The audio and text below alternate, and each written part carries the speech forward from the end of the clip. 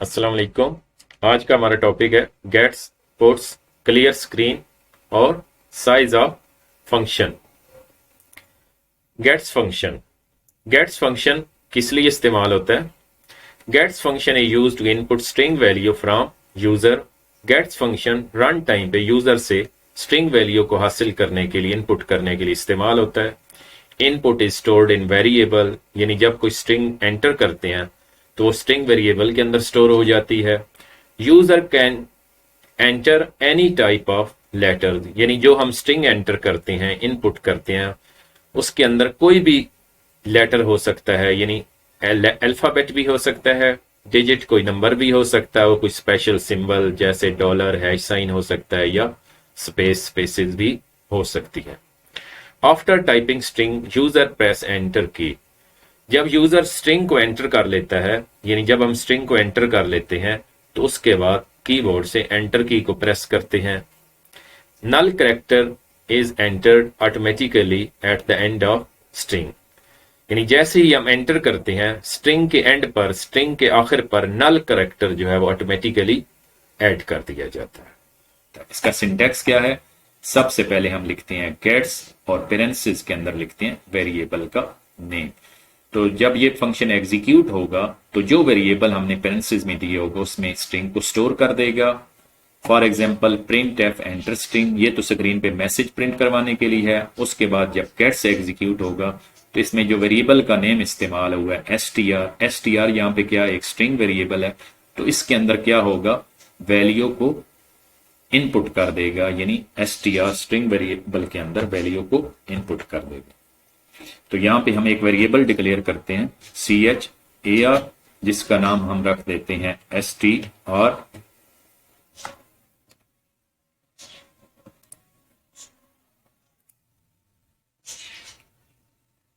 Programme की मदद से देखते हैं कि गेट्स फंक्शन कैसे काम करता है।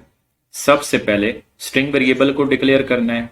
स्ट्रिंग वेरिएबल का नाम STR या कोई भी वेरिएबल का नाम आप रख सकते हैं। उसके बाद साइज देना है स्ट्रिंग का, यानी 50 या 100 या कोई भी साइज दे सकते हैं। यानी साइज क्या होता है, नंबर ऑफ करेक्टर, यानी STR स्ट्रिंग वेरिएबल जो है कितने करेक्टर को अपने अंदर स्टोर कर सकेगा, 50 करेक्टर्स को। तो यहाँ पे आप कोई भी इंटीजर वैल्यू दे सकते हैं, 10, 20, 30, 40, 50 या कोई भी।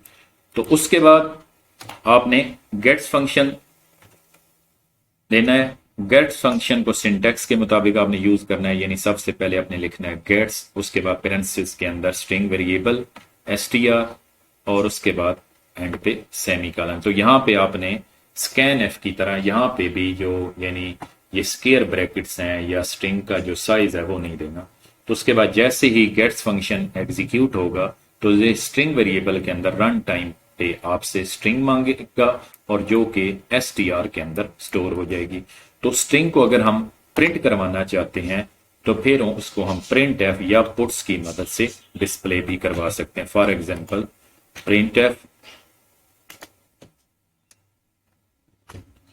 मॉडुलस S, उसके बाद कोमा और यहां पे स्ट्रिंग वेरिएबल यानी STR और एंड पे सेमीकोलन। तो यहाँ पे जो भी हम स्ट्रिंग देंगे STR वेरिएबल को गेट्स फंक्शन की मदद से, वो यहाँ पे क्या हो जाएगी, डिस्प्ले हो जाएगी। तो प्रोग्राम को कंपाइल एग्जीक्यूट करते हैं तो ये देखिएगा कि स्ट्रिंग मांगी जा रही है। तो यहाँ पे आप कोई स्ट्रिंग दे सकते हैं। फॉर एग्जांपल मैंने दिया एजाज, तो जैसे ही मैं एंटर की प्रेस करूंगा ये STR के अंदर स्टोर हो जाएगी और फिर प्रिंट एफ की मदद से ये स्क्रीन पे डिस्प्ले भी होगी। तो अगर मैं ऐसी स्ट्रिंग देता हूं जिसका साइज जो है 2 वर्ड्स पे है, यानी एक से ज्यादा वर्ड्स हैं, तो फिर गेट्स कैसे काम करता है। तो मैं एंटर की प्रेस करता हूं तो ये आप देख सकते हैं कि एजाज लक ही डिस्प्ले हो रहा है। क्यों? क्योंकि गेट्स फंक्शन जो है वो ऐसे वर्ड्स को गेट कर सकता है जो एक से ज्यादा वर्ड्स, यानी ऐसी स्ट्रिंग को गेट कर सकता है जो एक से ज्यादा वर्ड्स पर हो, यानी बेशक वर्ड्स के दरमियान स्पेस हो। लेकिन स्कैन एफ फंक्शन जो है वो सिर्फ एक वर्ड की स्ट्रिंग को गेट करता है, स्कैन करता है। तो ये था गेट्स फंक्शन। तो उसके बाद नेक्स्ट है puts function. Puts function is used to display string on screen. तो पुट्स फंक्शन जो है वो स्ट्रिंग को स्क्रीन पे डिस्प्ले करवाने के लिए इस्तेमाल होता है। It can display string constant और स्ट्रिंग वेरिएबल। स्ट्रिंग वेरिएबल की वैल्यू को भी हम डिस्प्ले करवा सकते हैं या स्ट्रिंग कांस्टेंट को भी हम डिस्प्ले करवा सकते हैं। पुट्स फंक्शन का सिंटेक्स है पुट्स पैरामीटर सेमीकोलन, यानी सबसे पहले लिखना है पुट्स और उसके बाद पेरेंथेसिस के अंदर पैरामीटर। पैरामीटर जो है वो स्ट्रिंग वेरिएबल भी हो सकता है या स्ट्रिंग कांस्टेंट।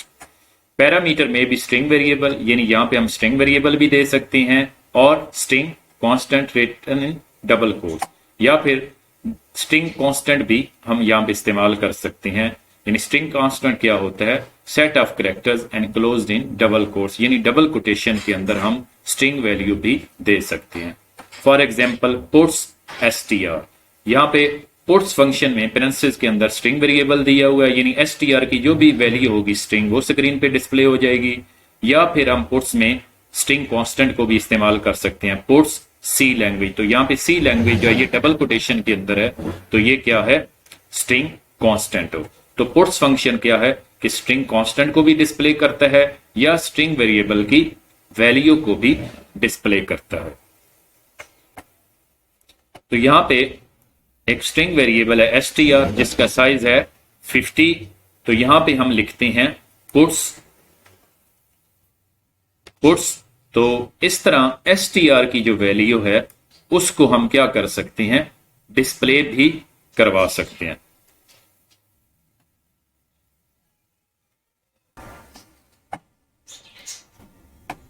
यहां पे एक वेरिएबल डिक्लेयर है str जिसका साइज है 50। फिर उसके बाद गेट्स फंक्शन इस्तेमाल हो रहा है जो str के अंदर वैल्यू स्टोर करवाएगा, यानी वैल्यू हमसे इनपुट करेगा स्ट्रिंग। उसके बाद प्रिंट एफ फंक्शन के जरिए str की वैल्यू जो स्ट्रिंग होगी वो डिस्प्ले होगी। तो हम इस वैल्यू को पुट्स के जरिए भी डिस्प्ले करवा सकते हैं। कैसे? पुट्स और ब्रैकेट के अंदर होगा str और उसके बाद एंड पे सेमीकोलन।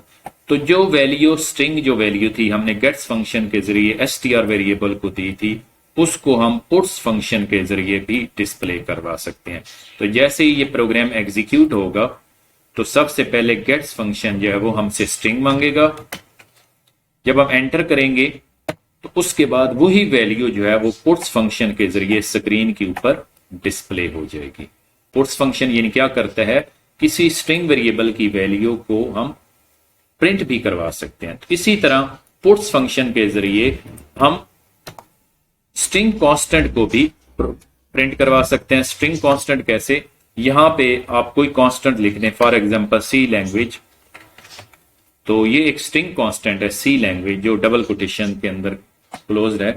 तो जैसे ही हम इस प्रोग्राम को एग्जीक्यूट करेंगे तो सबसे पहले ये हमसे स्ट्रिंग मांगेगा str वेरिएबल के लिए। तो हमने स्ट्रिंग दे दी 50 लाख। उसके बाद जैसे ही हम एंटर करेंगे तो सबसे पहले काम करेगा पुट्स फंक्शन str। तो str की जो वैल्यू थी 50 लाख वो डिस्प्ले होगी। उसके बाद पुट्स फंक्शन काम करेगा यानी पुट्स सी लैंग्वेज। तो इसके अंदर जो कांस्टेंट दिया हुआ है स्ट्रिंग कांस्टेंट सी लैंग्वेज, तो आप देख सकते हैं सी लैंग्वेज स्क्रीन पे डिस्प्ले हो जाएगा। तो इस तरह पुट्स फंक्शन के जरिए हम स्ट्रिंग वेरिएबल की वैल्यू भी प्रिंट करवा सकते हैं और पुट्स फंक्शन के जरिए हम डायरेक्ट कांस्टेंट को भी प्रिंट करवा स्ट्रिंग कांस्टेंट को भी प्रिंट करवा सकते हैं। Clear screen function, it is used to clear the screen, यानी क्लियर स्क्रीन फंक्शन जो है ये स्क्रीन को क्लियर करने के लिए इस्तेमाल होता है। यानी जब हम प्रोग्राम को एग्जीक्यूट करते हैं तो आउटपुट स्क्रीन के ऊपर जो प्रीवियस आउटपुट होती है वो मौजूद रहती है अगर हम क्लियर स्क्रीन फंक्शन को इस्तेमाल नहीं करते। अगर हम क्लियर स्क्रीन फंक्शन को इस्तेमाल करते हैं तो ये प्रीवियस आउटपुट को क्लियर कर देता है, यानी स्क्रीन को साफ कर देता है। उसके बाद मौजूदा आउटपुट जब वो स्क्रीन के ऊपर नजर आती है। It is an abbreviation of clear screen. तो क्लियर स्क्रीन फंक्शन किसका एब्रीवेशन है? क्लियर स्क्रीन का। It is defined in header file conio.h, यानी conio.h हेडर फाइल का ये फंक्शन है। इसका सिंटेक्स क्लियर स्क्रीन और उसके बाद इसकी एग्जांपल भी क्लियर स्क्रीन, यानी विदाउट पैरामीटर फंक्शन होता है। तो जैसे इसका सिंटेक्स है सेम वैसे ही इसको आप प्रोग्राम के अंदर इस्तेमाल करते हैं। तो ये देखिए डेव C++ के अंदर क्लियर स्क्रीन का फंक्शन इस्तेमाल हो रहा है। यानी जब आप मेन फंक्शन स्टार्ट करते हैं तो ओपनिंग ब्रैकेट के बाद ही इसको इस्तेमाल किया जाता है, क्योंकि इसके बाद प्रिंट एफ स्टेटमेंट इस्तेमाल होती हैं, आउटपुट के लिए इस्तेमाल होती हैं, तो इसलिए पहले प्रीवियस आउटपुट को क्लियर करना जरूरी होता है। अगर आप नहीं इस्तेमाल करते तो कोई मसला नहीं, कोई एरर नहीं आता, लेकिन प्रीवियस आउटपुट भी स्क्रीन पे नजर आती है। प्रोग्राम को कंपाइल करते हैं, उसके बाद प्रोग्राम को रन करते हैं, तो ये देखिए स्क्रीन के ऊपर सिर्फ मौजूदा आउटपुट नजर आ रही है। अगर आप क्लियर स्क्रीन फंक्शन को इस्तेमाल नहीं करते तो इससे क्या होगा, स्क्रीन के ऊपर प्रीवियस आउटपुट भी मौजूद रहेगी और नई आउटपुट भी डिस्प्ले होगी। अब मैं प्रोग्राम को कंपाइल करने के बाद रन करता हूं, तो आप देख सकते हैं कि इसके ऊपर प्रीवियस आउटपुट भी नजर आ रही है। इसके बाद प्रोग्राम को दोबारा रन करता हूं तो इसके ऊपर पिछली आउटपुट्स भी नजर आ रही हैं और मौजूदा आउटपुट भी नजर आ रही है। स्क्रीन क्लियर नहीं हुई। अगर यहाँ पे मैं क्लियर स्क्रीन फंक्शन को इस्तेमाल करता हूं तो फिर ये क्या करेगा, जब भी मैं प्रोग्राम को एग्जीक्यूट करूंगा ये प्रीवियस आउटपुट को पहले क्लियर करेगा, उसके बाद नई आउटपुट जो है वो स्क्रीन के ऊपर नजर आएगी। तो इस पर्पज के लिए, यानी स्क्रीन को क्लियर करने के लिए, हम क्लियर स्क्रीन फंक्शन को इस्तेमाल करते हैं। Size of function, it is use to find size of any data value, यानी किसी भी वैल्यू का हम साइज ऑफ फंक्शन के जरिए साइज मालूम कर सकते हैं कि ये मेमोरी में कितने बाइट्स ले रहा है। It gives the number of bytes occupied by that value, यानी वो वैल्यू रैम के कितने बाइट्स को इस्तेमाल कर रही है, यानी कितने बाइट्स को यूज कर रही है, यानी कितने बाइट्स पे वो वैल्यू स्टोर हो रही है। तो साइज ऑफ फंक्शन के जरिए हम उस डेटा वैल्यू का नंबर ऑफ बाइट्स जो है वो मालूम कर सकते हैं। इसका सिंटेक्स क्या है, सबसे पहले लिखते हैं साइज ऑफ, उसके बाद ब्रैकेट में ऑपरेंड, यानी ऑपरेंड क्या होता है, वेरिएबल या कांस्टेंट होता है। यानी यहाँ पे हम वेरिएबल दे लिख सकते हैं या कांस्टेंट लिख सकते हैं या डेटा टाइप लिख सकते हैं। तो साइज ऑफ फंक्शन जो है उसके नंबर ऑफ बाइट्स जो है हमें बताएगा। उसके बाद एग्जांपल में देखते हैं, print F size of int modulus T size of int. तो इंट डेटा टाइप जो है मेमोरी में कितनी स्पेस लेती है, तो साइज ऑफ फंक्शन ये हमें बताएगा। Print F size of string size of computer, यहाँ पे एक स्ट्रिंग दी गई है कंप्यूटर, यानी कंप्यूटर वर्ड जो है ये मेमोरी में कितने नंबर ऑफ बाइट्स ले रहा है, तो ये हमें साइज ऑफ फंक्शन बताएगा। उसके बाद थर्ड एग्जांपल में print F size of float size of float, float data type जो मेमोरी में कितनी स्पेस लेती है, यानी जब हम किसी वेरिएबल को फ्लोट डिक्लेयर करते हैं तो वो मेमोरी में कितनी स्पेस लेता है वो रिटर्न करेगा। अगर हम इस स्टेटमेंट को एग्जीक्यूट करते हैं तो स्क्रीन के ऊपर 4 डिस्प्ले होगा, क्योंकि फ्लोट डेटा टाइप जो है वो मेमोरी में 4 बाइट्स स्पेस लेती है। आइए इस फंक्शन को प्रोग्राम की हेल्प से समझते हैं। तो यहाँ पे मैं लिखता हूं प्रिंट एफ, उसके बाद डबल कोटेशन, यहां पे नंबर ऑफ बाइट्स जी, तो उसके बाद कोमा के बाद साइज ऑफ फंक्शन और ब्रैकेट के अंदर मैं लिखता हूं जी इंट, उसके बाद एंड पे सेमीकोलन। जब इस स्टेटमेंट को एग्जीक्यूट करूंगा तो ये स्क्रीन पे डिस्प्ले करेगा कि इंट डेटा टाइप जो है वो कितने नंबर ऑफ बाइट्स को ऑक्यूपाई करता है। एग्जीक्यूट करते हैं, तो यहां पे फॉर्मेट स्पेसिफायर का इस्तेमाल करना था, क्योंकि इंटीजर वैल्यू उसने रिटर्न करनी है, तो इस वजह से यहाँ पे फॉर्मेट स्पेसिफायर का इस्तेमाल करना है, यानी जो वैल्यू साइज ऑफ रिटर्न करेगा उसके लिए हमें फॉर्मेट स्पेसिफायर का इस्तेमाल, क्योंकि वैल्यू साइज ऑफ इंटीजर में रिटर्न करेगा तो मॉडुलस टी फॉर्मेट स्पेसिफायर को इस्तेमाल करना है। इसको दोबारा एग्जीक्यूट करते हैं तो ये आप देख सकते हैं कि इंट डेटा टाइप जो है वो 4 बाइट्स ले रही है। ये डिपेंड करता है कंपाइलर पे, कंप्यूटर पे, कि कुछ में यहाँ पे डिस्प्ले होगा 2 और कुछ में होगा 4।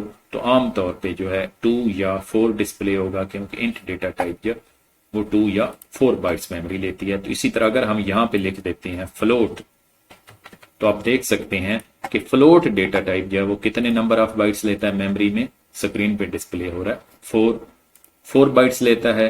और अगर हम यहाँ पे डेटा टाइप लिख देते हैं डबल, तो डबल डेटा टाइप मेमोरी में कितने बाइट्स लेता है, इसको एग्जीक्यूट करते हैं जी, ये आप देखिए 8। और अगर यहाँ पे हम डेटा टाइप लिख देते हैं लॉन्ग, तो लॉन्ग जो है ये कितने बाइट्स लेता है जी, एग्जीक्यूट करते हैं 16 बाइट्स ले रहा है। तो इसी तरह अगर यहां पे हम डेटा टाइप देते हैं कैरेक्टर, तो कैरेक्टर कितने बाइट्स लेता है मेमोरी में, ये देखिए 1 कैरेक्टर। और अगर यहां पे हम स्ट्रिंग दे देते हैं यानी बजाय डेटा टाइप के अगर हम यहाँ पे स्ट्रिंग कांस्टेंट दे देते हैं, फॉर एग्जांपल कंप्यूटर, तो ये कितने नंबर ऑफ बाइट्स लेता है रैम के अंदर। ये इसको एग्जीक्यूट करते हैं, ये देखिए कि ये जो है वर्ड जो है मेमोरी के अंदर 9 बाइट्स ले रहा है। और अगर हम किसी वेरिएबल को डिक्लेयर करते हैं, फॉर एग्जांपल फ्लोट बी, तो बी वेरिएबल जो है रैम के अंदर कितनी स्पेस ले रहा है, तो हम यहाँ पे बी वेरिएबल को लिख देते हैं। तो अब ये हमें बताएगा कि बी वेरिएबल जो है वो रैम में कितने नंबर ऑफ बाइट्स ले रहा है। तो बी कितने बाइट्स ले रहा है, 4। और अगर हम किसी वेरिएबल की बजाय हम डायरेक्ट उसकी वैल्यू लिख देते हैं, तो वो वैल्यू कितने बाइट्स लेती है, तो हम यहाँ पे अब डायरेक्ट किसी कांस्टेंट को लिख देते हैं, फॉर एग्जांपल 25। तो अब ये कांस्टेंट है, तो ये 25 जो है ये मेमोरी में कितने बाइट्स ले रहा है, इसको देखते हैं। यानी जो मैंने 25 कांस्टेंट लिखा है, तो ये रैम के अंदर 4 बाइट्स ले रहा है। अगर हम कोई यहाँ पे फ्लोटिंग पॉइंट वैल्यू दे देते हैं, जैसे 2.50, तो ये मेमोरी में कितने बाइट्स लेगा, देखते हैं जी।